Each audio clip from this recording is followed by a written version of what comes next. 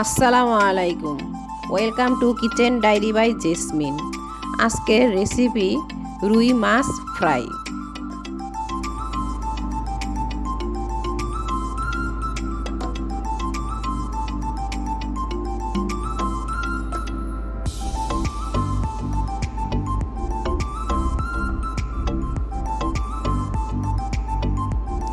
আমি এখানে রুই মাছ নিয়েছি পিচ করা এবং আলুটাকেও গোল গোল করে কেটে নিয়েছি। এখন আধা চামচ হলুদ গুঁড়া, আধা চামচ মরিচ গুঁড়া, আধা চামচ ধনিয়া গুঁড়া, আধা চামচ জিরা গুঁড়া দিয়ে ভালোভাবে মিশিয়ে নিব।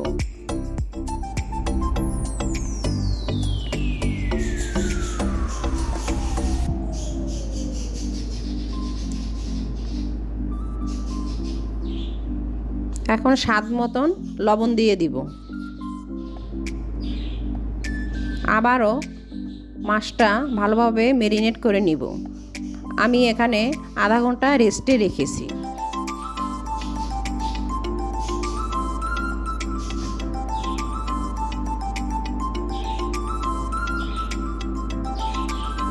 চুলায় একটি প্যান বসিয়ে নিলাম।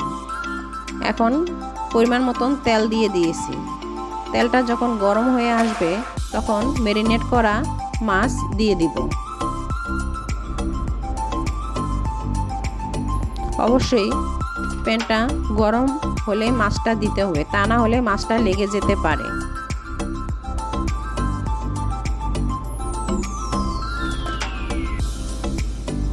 অপেক্ষা করব এক পিঠ হওয়া পর্যন্ত।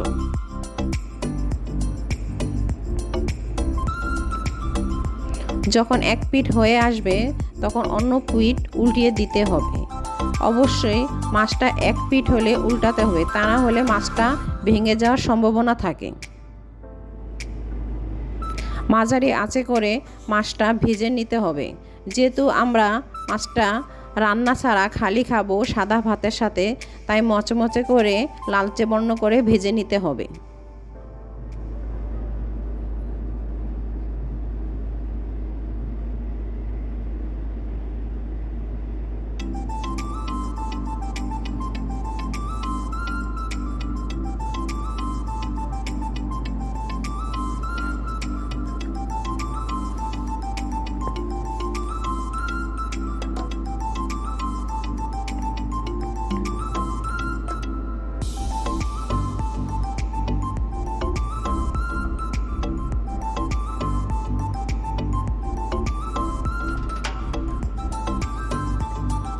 এই তো মাছটা লালচে বর্ণ হয়ে আসছে। এখন চুলা থেকে নামিয়ে ফেললাম। আমি আরেকটু তেল দিয়ে দিব। এখন যে আলুটা আমি গোল গোল করে কেটে রেখেছিলাম সেটা আমি দিয়ে দিব। আলুটার গায়ে যে পানিটা উঠেছে সে পানি সহকারে দিয়ে দিব, তাহলে খুব তাড়াতাড়ি সেদ্ধ হয়ে যাবে। তবে আলুটা কিছুতেই বেশি ভাজা যাবে না, মচমচে করা যাবে না, কারণ আমি এটা সাদা ভাতের সাথে খাবো। যখন আলুটা সফট হয়ে আসবে তখনই আমার আলুটা নামিয়ে রাখতে হবে।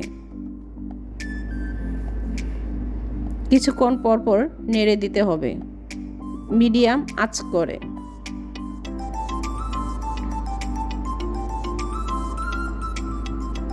আপনারা আলুর পরিবর্তে বরবটিও ভেজে নিতে পারেন।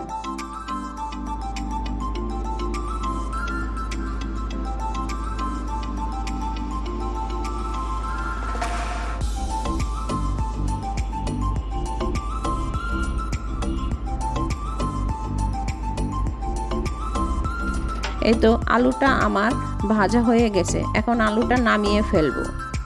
কড়াইতে আমি আবারও কিছু সাদা তেল দিয়ে দিলাম। আমি এখানে পেঁয়াজ কুচি ও কাঁচামরিচ ফালি করে রেখেছি, সেটা দিয়ে দিলাম। স্বাদ মতন লবণ দিয়ে দিলাম। এখন পেঁয়াজটাকে ভেজে নিব। পেঁয়াজটা বেরেস্তা করব না কিংবা কাঁচাও রাখবো না, মিডিয়ামভাবে ভেজে নিব।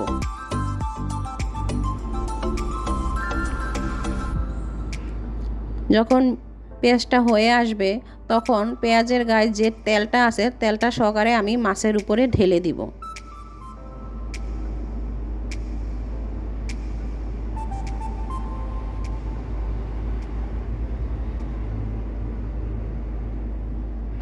এই তো আমার রেডি হয়ে গেল রুই মাছ ফ্রাই।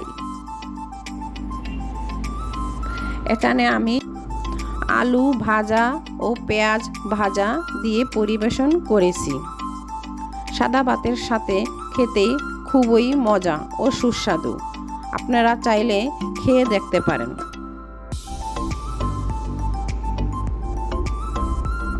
ফেসবুক থেকে দেখে থাকলে ফলো দিয়ে দিবেন এবং ইউটিউব থেকে দেখে থাকলে সাবস্ক্রাইব করে দিবেন। আল্লাহ হাফেজ।